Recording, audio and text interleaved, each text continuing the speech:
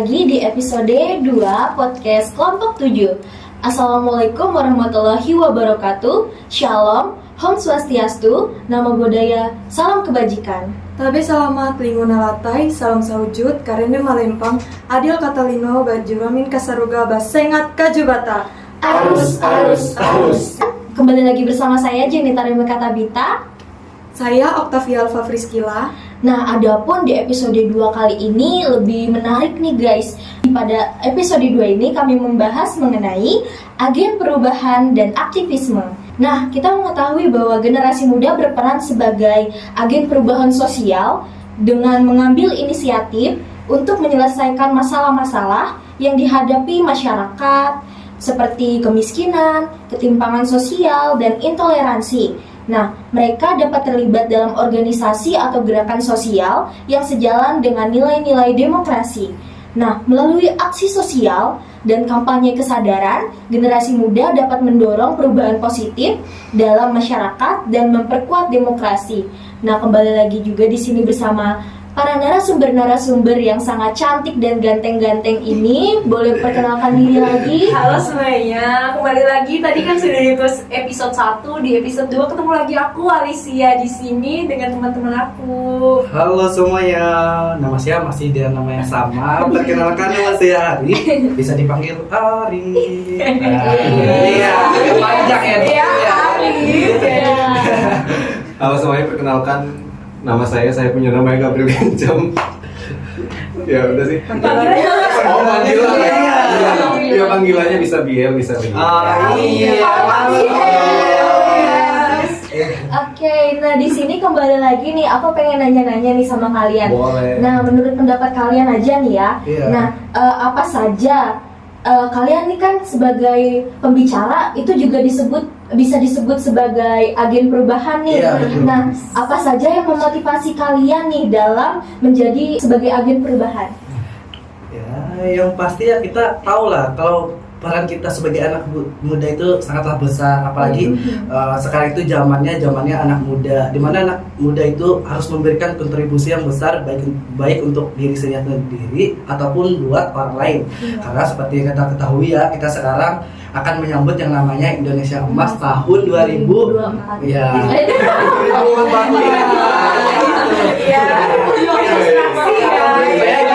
Gimana nih menurut teman-teman Tia sama Gabriel? Nah, menurutku kan tadi lewat kita anak muda, kita juga harus berani berbicara ya teman-teman. Nah, kalau kita diam aja, itu bagaimana kita mau berubah?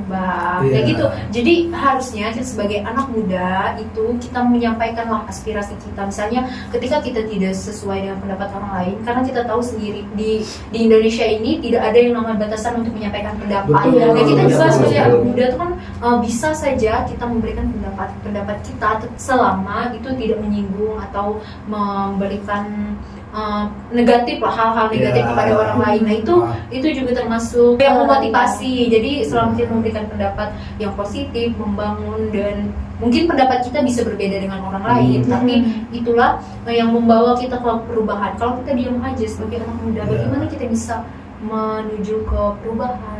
Seperti yang kita Arif tadi sampaikan, sebagai generasi muda, peran kita untuk dalam perubahan Indonesia menuju Indonesia Emas tahun 2045 nanti itu sangat-sangat penting. Kalau aku sendiri ya, kenapa aku termotivasi untuk menjadi agent of change, agen perubahan?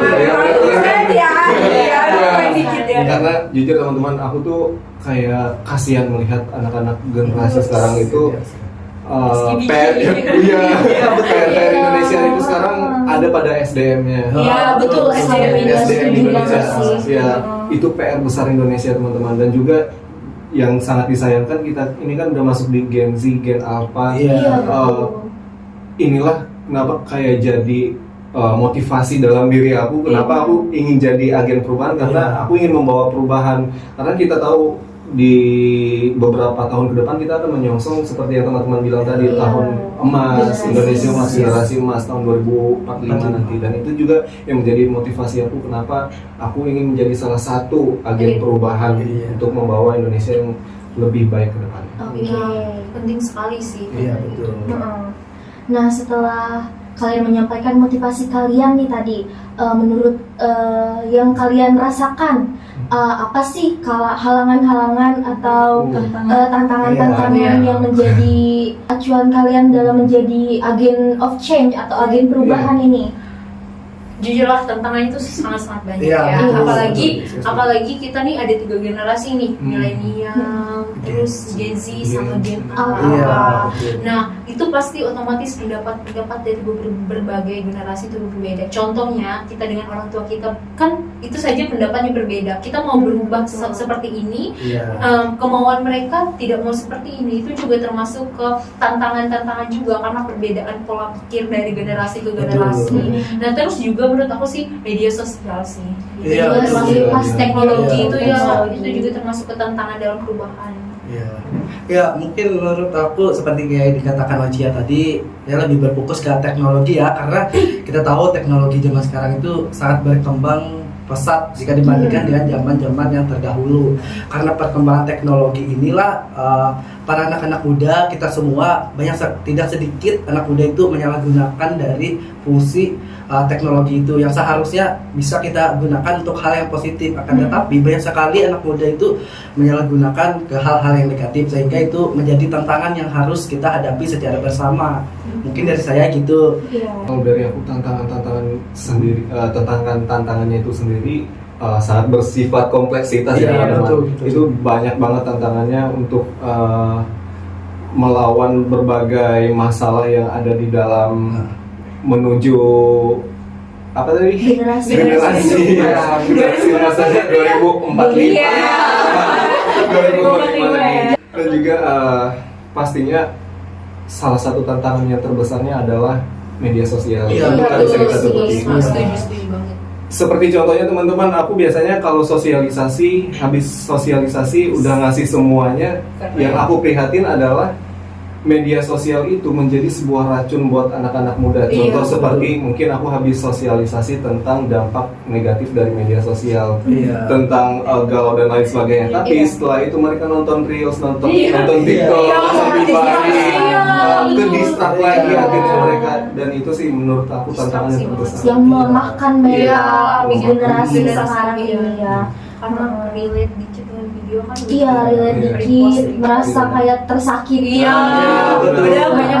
Selain teknologi juga yang pasti ada kesadaran ya, Iya, kesadaran betul. anak muda zaman sekarang itu sangat minim terhadap studi kasus yang harusnya itu kita selesaikan secara bersama. Namun karena kurang kesadaran itu mereka kayak bodoh amat lah mau apa itu, seharusnya itu dapat berpengaruh sangat besar ke depannya jika diperhatikan lebih jelas gitu, sehingga perlu adanya edukasi.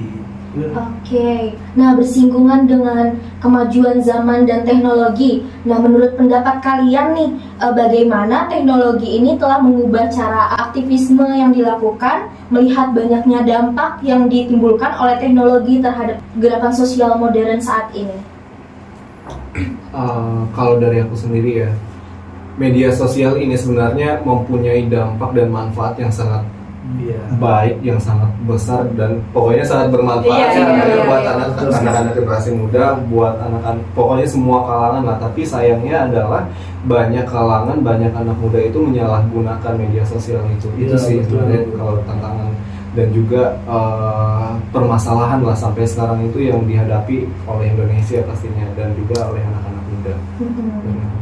Karena kita tahu kan media sosial itu bukan hanya memberikan dampak positif. Dampak positifnya ya kita bisa berkomunikasi dengan keluarga atau teman-teman Iya. kita yang dari jauh atau kenalan kita Betul. dari jauh, tapi dia membawa negatif. Di mana media sosial itu membuatlah dikit-dikit kita bisa lihat viral, Iya, apa. betul, Nah itu iya. juga termasuk ke dampak negatif. Iya. Dan dimana juga di media sosial juga sering kita dengar kan, kita nggak perlu jauh-jauh untuk pergi ke luar negeri, tapi Iya. dengan HP yang di genggaman kita bisa kita bisa jadi dari situ saya sering juga mikir kalau teknologi ini sangat memberikan pengaruh yang luar biasa terhadap perkembangan anak muda zaman sekarang, jadi begitu. Oke, nah apa sih peran pemuda dalam perubahan sosial?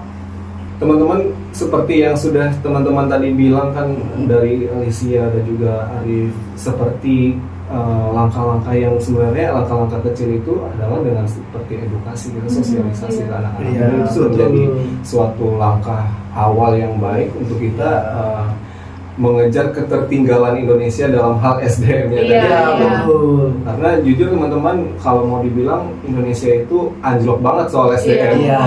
dibandingkan dengan negara-negara di luar sana yang padahal Indonesia ini memiliki keberagaman dan juga kekayaan alam yang begitu banyak banget teman-teman. Iya. Tapi karena keterbatasan SDM-nya itu yang menjadi PR buat Indonesia. Karena seperti yang tadi dibahas dari perbincangan ini atau perbincangan tadi, pada kita tahu kan tahun 2045 nanti itu adalah tahun era kita, di mana kita yang akan menjadi agen perubahan Indonesia ini. Jadi peran pemuda itu tuh sangat-sangat berpengaruh lah ibaratnya di dalam perubahan ini, khususnya perubahan di negara kita, perubahan negara kita, perubahan Ya, betul. sosial. Iya, Betul sekali ya, betul Iya, tarik tadi. itu termasuk. Jadi di tahun menuju Indonesia emas itu tuh peran kita sangat-sangat penting lah untuk mendorong adanya perubahan itu. Dimana kita juga seperti kata Bial tadi untuk meningkatkan sumber daya manusia. Ya. Iya. Betul. Iya, Jadi ketawa betul, gitu ya. betul. Jadi nama Bial tadi ya. Iya. Jadi supaya agak santai ya kita ya. Iya, Oh, jangan iya. terlalu formal ya. Iya. Jangan terlalu. Ya, kalau dari saya mungkin untuk perubahan sosial ini dimulai dari diri kita sendiri. Bagaimana kita bisa merubah mindset kita Iya. untuk merubah Indonesia bisa lebih maju. Karena mindset merupakan faktor pendorong yang ada di dalam diri kita sendiri. Percuma kalau kita nih punya target kedepannya mau ini, tapi mindset kita masih itu aja, nggak bakal berkembang. Jadi mindset itu sangat berperan penting dalam perubahan sosial yang ada, yang nanti kita hadapi secara bersama. Mindset Iya. kan juga berubah kan seiring perkembangan. Iya, betul. Nah, sejauh pembahasan kita ini, kalian tahu nggak sih apa itu aktivisme? Pasti Iya, apa sih? iya, pasti kurang tahu nih, apa sih kurang tahu nih, Aktivisme tuh ya, kita kadang mendengar loh Iya. mahasiswa sebagai agen Iya. perubahan, Oh. sebagai aktivisme. Tapi kami tuh kayak kalau aku sendiri sih kurang memahami ya kata aktivisme. Kebetulan saya baru tahu sih. Oh, Iya, jadi sangat Kebetulan. exciting sekali kalau Oh. mendengar teman-teman menjelaskan terkait itu. Kalau nggak salah ya, mohon koreksi kalau salah. Iya. Ya, aktivisme itu adalah sebuah kegiatan untuk melakukan sebuah gerakan perubahan. iya. Itu kalau salah mohon maaf ya guys. Iya, Bapak. karena menurut Iya. pengetahuan teman-teman Soalnya saya semua. manusia juga. Nah, dengan penjelasan Gabriel tadi, menurut Gabriel apa hubungannya aktivisme dengan demokrasi itu? Keterkaitan aktivisme dan juga demokrasi itu sangat penting. Sangat penting dan juga saling berkaitan satu dengan yang lainnya. Iya. Karena dimana kita tahu aktivisme tadi seperti yang aku bilang adalah sebuah gerakan perubahan dan juga demokrasi adalah, ada yang tahu?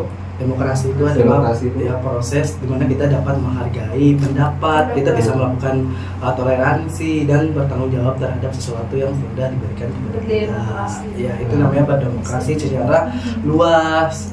Jadi teman-teman pasti tahu ya demokrasi itu seputaran tentang politik. Ya. Sebenarnya demokrasi itu sangat luas. Bahkan di dalam diri kita sendiri juga kita sudah melakukan demokrasi. Betul. Gitu. Penyampaian pendapat itu Iya. demokrasi, ya.